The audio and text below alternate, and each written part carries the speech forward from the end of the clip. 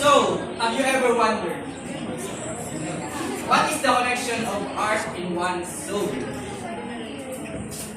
If soul is not necessary in art, then how do we build our soul? What are the steps? What are the principles? And by following this, does this make me an artist? So many questions, but I am the answers. We are the answers.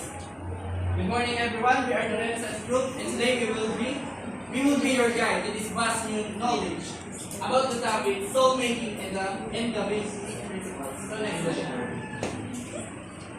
So before we start, let me ask you class first. When does someone become an artist? Miss Lara? When does someone become considered an artist?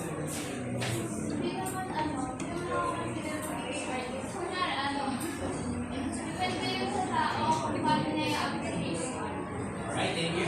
Miss?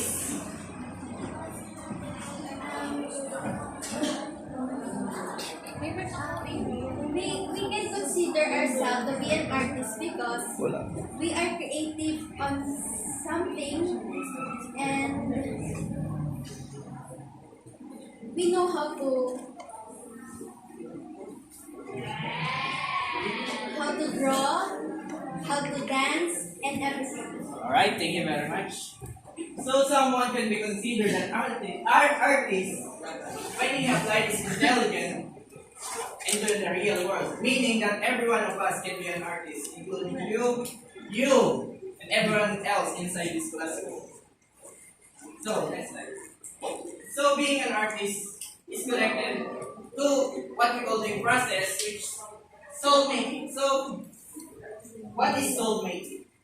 Soul making derived from the Greek word koio, which means to be author or maker of something.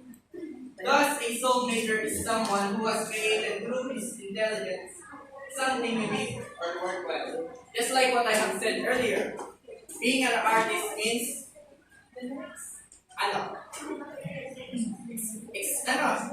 executing your idea and applying it to the real world. We cannot become an artist if we do not execute our ideas. We cannot become an artist if we just laze around and wait for an opportunity to come and reach us, where we should be the one reaching for the opportunity itself. So next slide. In fact, we often use the term contributions to society when we consider the works of an artist. So being an artist is also connected to the term which is utilitarian. So what is utilitarian once again? Is the studio.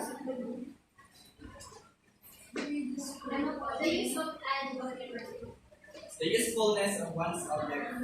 And yeah. So how does art become useful, especially to the society?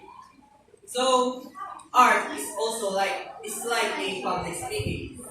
It moves people to reflect and to unite and to move.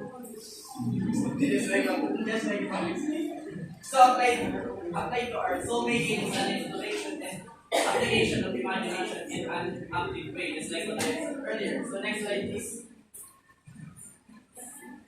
It is a form of crafting stories, transforming moments into image and symbols, which we can either be an innate or learned skills or a combination of both.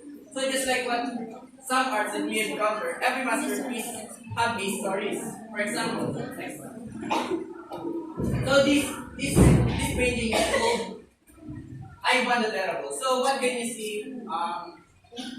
Miss Lyra, this book.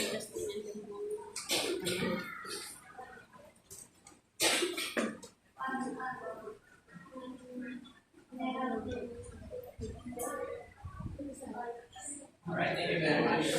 So this painting is called Ivan the Terrible. So if you look closer, you can see Ivan and his regret on his eyes after killing his own son.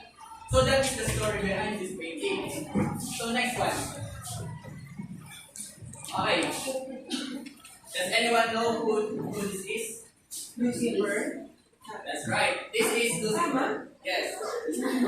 So upon observing the painting, you can see the anger, the rage of Lucifer after he was rejected in heaven.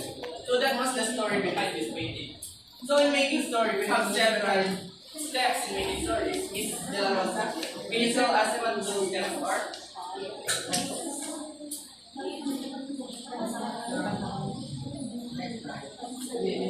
For everyone, I will be presenting the steps in crafting a story. There are 7 steps that I will be discussing in the next slide. But first of all, you need to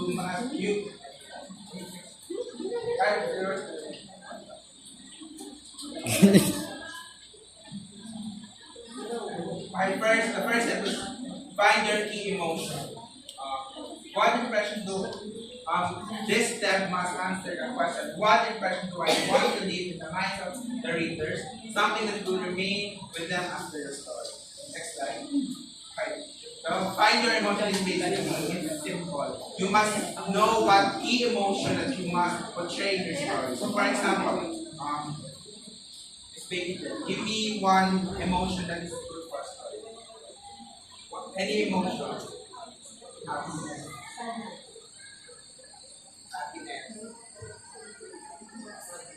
Mr. Tito, give me an emotion or a feeling that is good for a story. Or maybe you can consider key emotion. Tragic.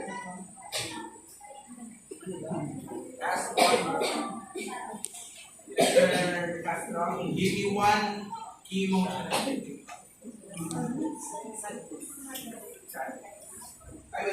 Sorrow. I missed the job. Give me one.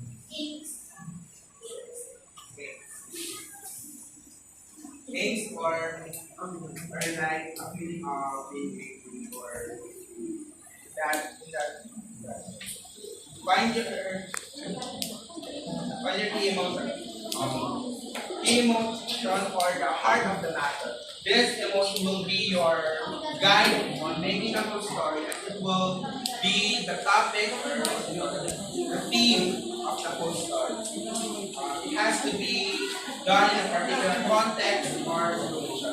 For example, happiness, like you just got your money, or you got loan, or someone gave you something. Tragic, you lost someone, like your loved ones. Sorrow, same with sorrow, and then angst that you are feeling a hatred or a deep hatred to someone. Start with the hope. In order to carry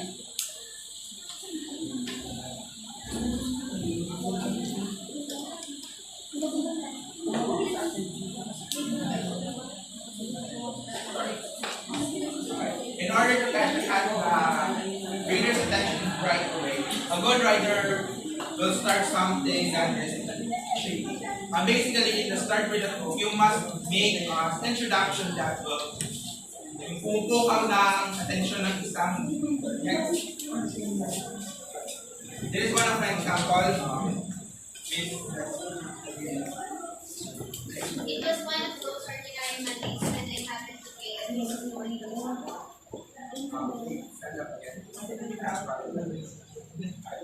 What have you noticed in this instruction? What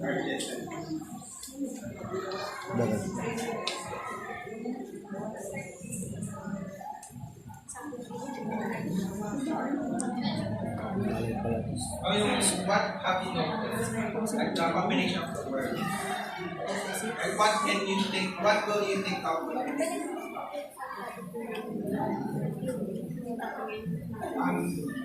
Anyone can help what do you think this introduction or sentence portrays?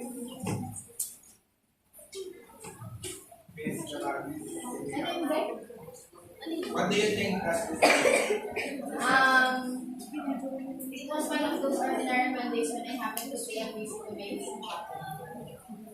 She visited sa cemetery. Kasi naman siya. She visited Yeah. dead mother. The last and the last. the reader? Sorry, there's like what? is about the readers will be inclined to ask why is the term visit and late mother. After you read the late mother, you will think that the mother already have passed or is already dead. So isipin mo na lang na ano man nangyayari sa susunod dito. Dito. The reader will be tempted to continue reading and know the author's attention in the whole story. Just like what I said, kapag maganda yung introduction yung mga upukaw na agad attention ng mga dito naman yung part na write the story. Full of sounds and fears signifying what do you think? Or any idea what does the quotation from William Shakespeare?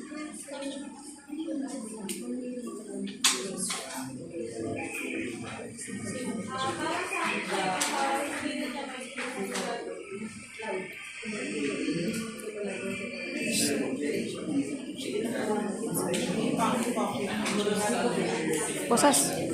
Beda. Kamagawak. Siya na nga. Somehow related. That quotation means that choose your words correctly. So for example, happiness. Miss Tyra, then you give me words that imply happiness. Yung magpapadala ng message siya mag-aagis ng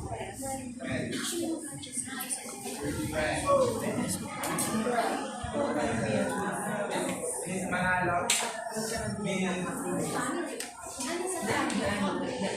words that mean happiness.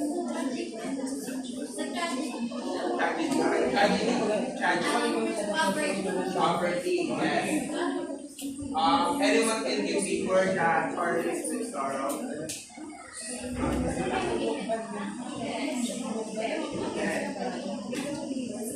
Actually, can anyone give me word that implies act or misdistraction? Just like what William Shakespeare said, you cannot just put words without put emotion. So, for example, you cannot go with poverty and happiness. That doesn't correlate with each other. It doesn't mean that you are happy that you're poverty, right? Hindi naman pwede sabihin na masaya ka dahil poverty. Hindi naman din pwede sabihin na happy ka dahil namatay. Dahil namatay. Or revenge. Di ba pwede lang sabi na happiness na revenge. Revenge comes from these emotions of anger or happy. So, hindi masabi na happy ka dahil sa mag-revenge. So, take your point clearly and verify the key emotions that you want to next slide. Write a strong ending. Rule of the tongue. Exit basic. Next. Basic rule that scenario. Can you read? Write a strong ending. Basic rule that is applicable not only to writing stories but likewise to other forms of writing, such as speeches, orations, declarations, and the like, is to use a nice ending. Thank you. Okay. This part just implies that kailangan mo makagawa ng isang magandang ending. Katulad sa adoption, kailangan mag-stay sa isip ng mga magbabasa. For example, pwede kang mag-teach, pwede kang magsabi ng quotation or some inspirational words and economic. And tapos sa story naman, maganda kung tapos na. Yung tapos na wala. Sino may alam ng word na click happiness?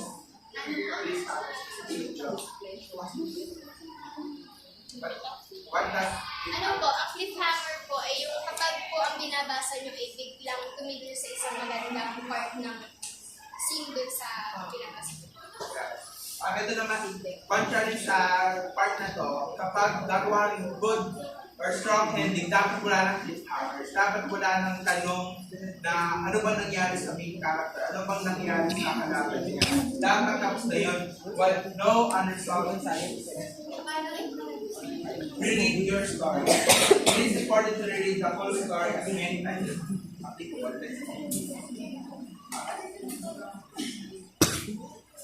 Yes, It is important to read what written for people. First, try to check the flows of words, their emotions. There must be only one plan of the story. From this on, the three parts left, all about editing. Anyone knows editing? Yes. Yeah, everyone knows editing. So, reread your story. Need mo na kailangan basahin mo, ulit ang story para walang mali sa flow ng words, walang yung mga emotion, dapat yung emotion mo isang straight line lang, hindi pwede yung biglang mag-iiba. Or, one plot lang, hindi yung pwede maraming subplots, yung kaya ikot-ikot, yung parang kung saan ka napunta sa story mo. Next. Edit yourself. Ito na sinabi ko, ito na yung mga part, editing, or else you might get carried away. Next part.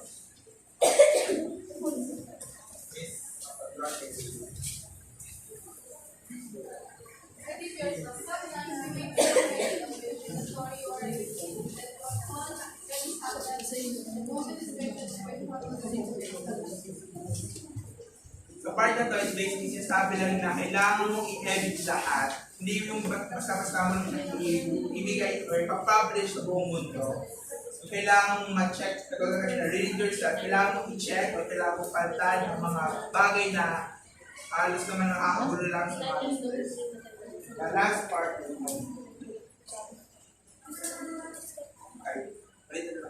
kailangan mo lang ulit malaman yung key emotion, bawal yung mag-iiba ng key emotion, happiness, tapos bigla ka kay sorrow, tapos bigla ka kay happiness, balik ko sa sorrow. Yung parang sinasabi ng dito wag.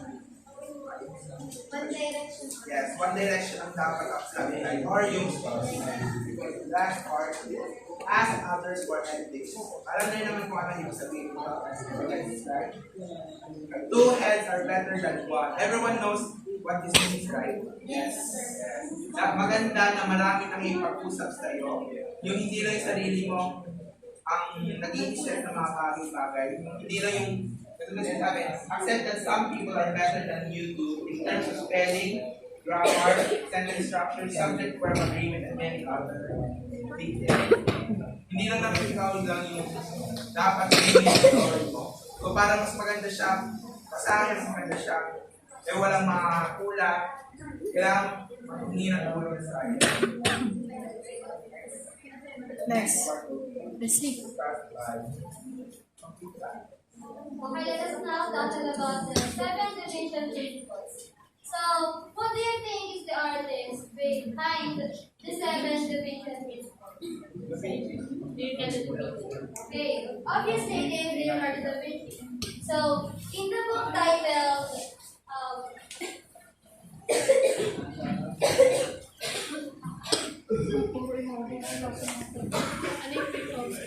the book titled The Book of Genius, written by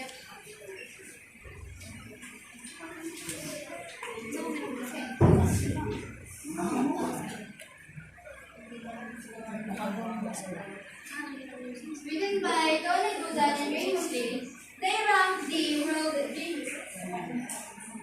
Albert Einstein, Phileas, Alexander the Great, Thomas Jefferson, Sir Isaac Newton, Michelangelo, Johann Wolfgang von Goethe, the Great Pyramid Builders, William Shakespeare, and Leonardo da Vinci at the top list of the world's greatest thinkers. So, Leonardo da Vinci, perhaps because he is a polymath, just like the others, but what makes him different is that he has this, what we call 7 division principles, which he suggested as the key to success. So let's discuss the 7 division principles itself. So curiosity. It is also known as inquisitiveness. So anyone here can give me their thoughts about inquisitiveness. From the word curiosity. Curiosity, right? So it is an eager for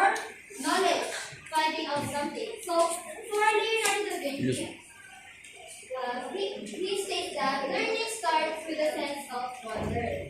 So, ang pagkakaroon daw ng halaman ay dahil sa curiosity. For example, when we are kids now, we also think that the moon was following us. But actually, as we grow older, nagkakaroon tayo ng curiosity na bakit nga ba parang ang buwan ay tayo isinusundan? So, habang tayo lumalaki, no, napapag-aralan natin, nagkakaroon tayo ng curiosity kung bakit nga ba ganun. At nagkakaroon tayo ng result na or idea na ay hindi pala dahil sinusundan tayo ng rules, kundi dahil tayo malaki.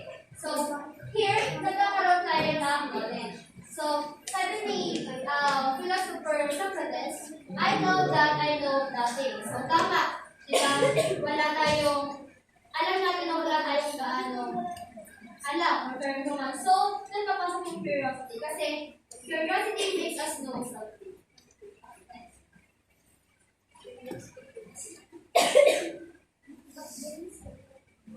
Meaning curiosity is Gago, ako na sunod. Ako na sunod. So, yun. Number 2 is demonstration. There are two ways of people learn. So, by observing and immersing. So observing is this is like watching someone else do something without actively participating yourself. So, ang dalawang bagay na, ano ba yung madaling matutunan? Observing or by doing? Observing. Para sa inyo, ano ba yung madaling method para tayo? Observing. By observing or by observing. So, yun, dito sa demonstration, there are two ways of people learn. By observing is like watching someone else do something without actively participating yourself.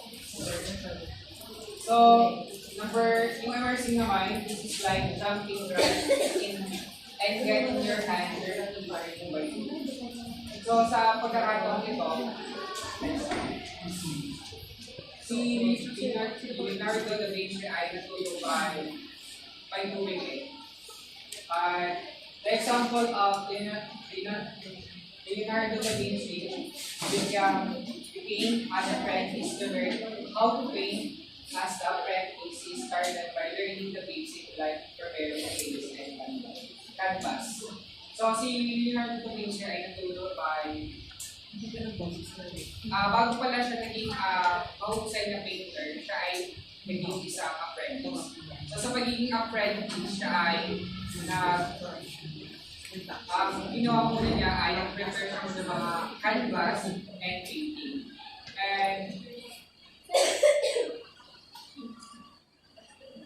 And yun, si Leonardo da Vinci ay bago siya naging successful na bilang isang magaling painter ay naging apprentice. And he showed that to master a skill, you need to learn the fundamental first. There are no shortcut learning outside. So yun, hindi, kumbaga, ang pagiging successful ay hindi madali. At ito ay merong step by step. Bago ka maging successful, kailangan mo muna matutunan yung basic fundamentals. Ano ba yung basic fundamentals? Ito yung kung paano ka mag-prepare ng mga gagamitin mo bago ka, hindi ba matulong ka ng isang painter. So, hindi lang isang katulong, ikaw yung support sa kanya upang maghanda ng mga gagawin niya, painting, canvas, at yung pala, basic knowledge, basic skill. Kailangan mo muna yung ma-master bago ka mag-successful. So, yun. A greater learn outside of school, like one field trips. So, yun. Malaki yung opportunity na tayo ay matutupay kung tayo ay lalabas kami sa outside the classroom. Pero, yun nga, yung nakaraan na nagkaroon tayo ng pandemic, na sa halip na makapag-explore tayo sa mga museum at nakita natin yung iba't ibang painting, ay nagkaroon na ng COVID-19. So, nagkaroon ng restriction, hindi tayo makalabas sa atin, sa bahay-bahay. At yung way na parang tayo ay matuto pa ay nagkaroon tayo ng online classes. So, dun sa online classes na yun, natuto tayo by observing kasi by watching the documentaries and movies, nagkakaroon tayo ng knowledge tsaka learning. And malaki din yung chance na kung tayo ay mas malaki yung mga magiging natin ng knowledge kung tayo ay lalabas at makita yung personal kaya sa Facebook. So, yun ang po.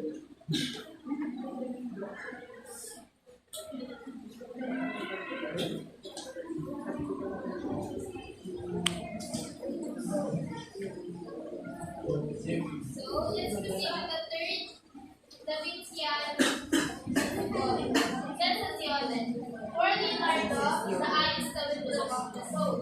So it is believed that the eye is the window of the soul because the power of the eye can it helps us to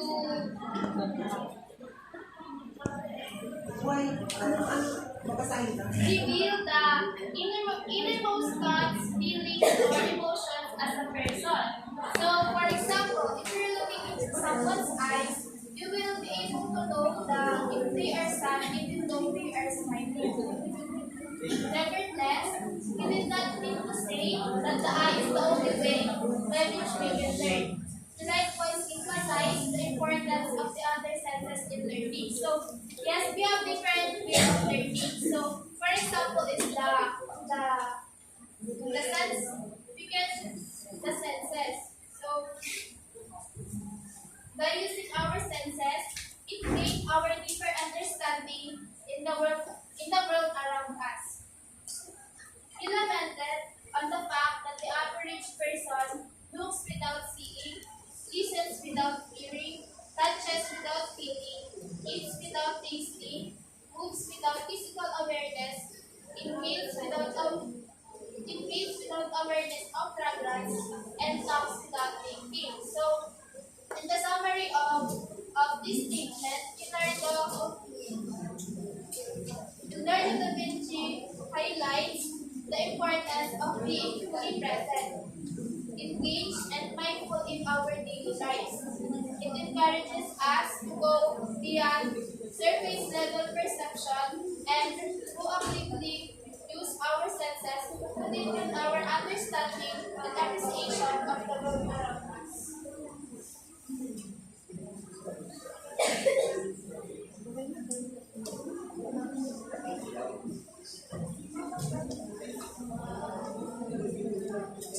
Hey, good morning.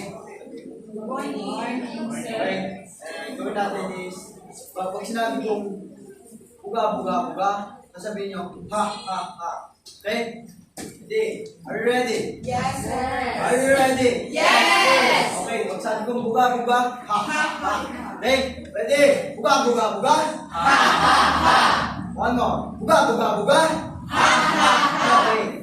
Next, gawin natin is, familiar ba kayo sa painting? Anong ginagawa niyo sa painting kapag gumagawa kayo? Ano yung nagiging inspiration nyo kapag ka... Bakit? Sige, tapusin na. Yeah. Wala, matagal mo.